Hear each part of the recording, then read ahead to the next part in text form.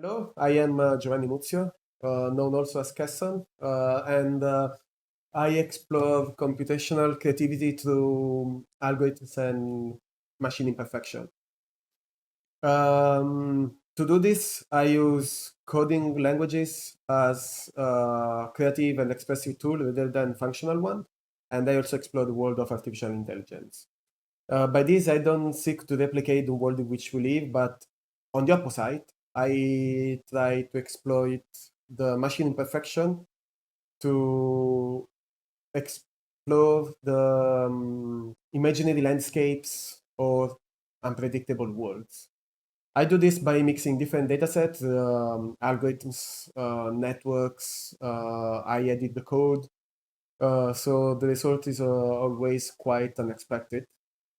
And I also try to research on this, how it can have an impact on the society in which we live. So that's why we start this project, and when we start this project, we got in contact with the Italian National Center, and we found that they were already doing some research on the microplastics. Actually, they were doing some scientific research on the topic, and we wanted to explore the topic from an artistic perspective, also to give it a emotional side, also to touch the emotional side of it, because sometimes science can be rigorous on that and can forget about that.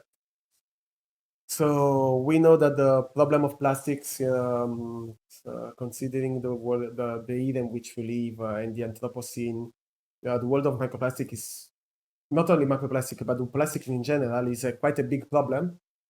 Lately was found something that got the name of plastic crusts on Italian beach and in Portuguese beaches, in which the plastic is so much melted with the rocks, for instance, that they became part of the rocks.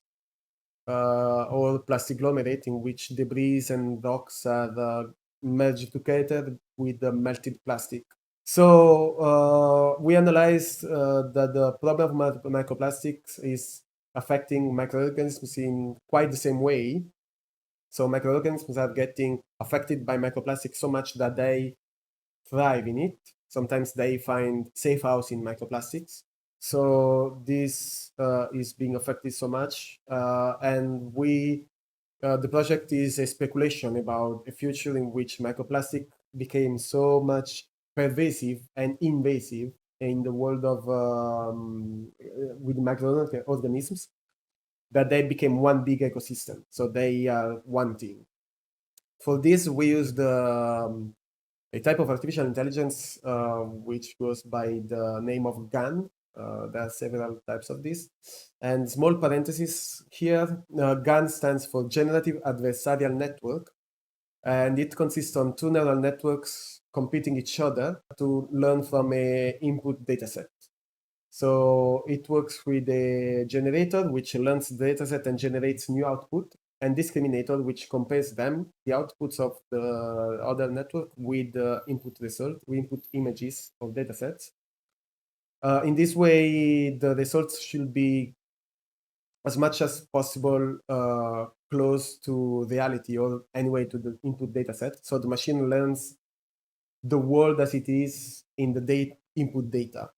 Interesting side of this is that if you put two different data sets together, the machine doesn't separate them, but merges them as if it was one thing.